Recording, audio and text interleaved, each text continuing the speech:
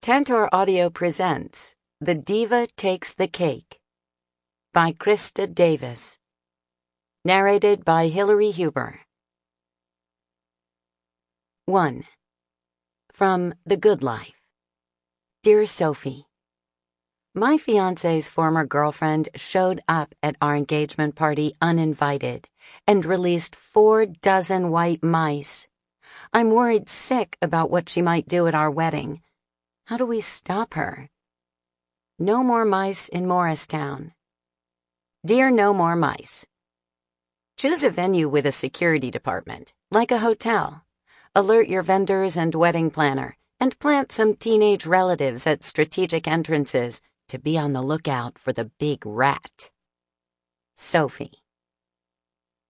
As I trudged along the brick sidewalk, carrying shopping bags of gifts for the bridal party, I realized a woman was standing across the street from my house, studying it.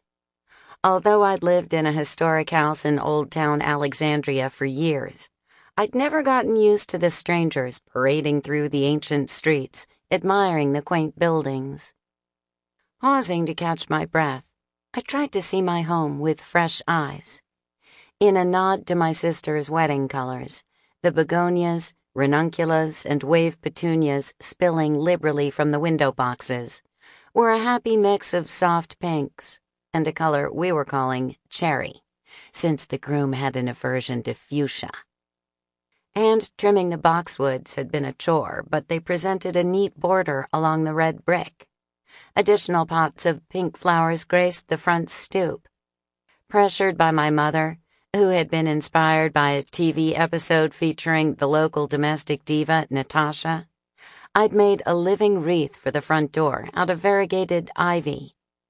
If I didn't forget to water it, it might last through the wedding. A gracious oval plaque of bronze next to the front door designated my home as a historic building. It was more than 100 years old.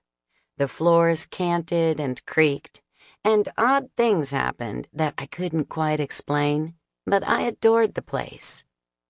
I continued walking, flicking my gaze from the woman to my house. "Excuse me?" The woman approached me, attractive and close to my age, in her early 40s, I guessed.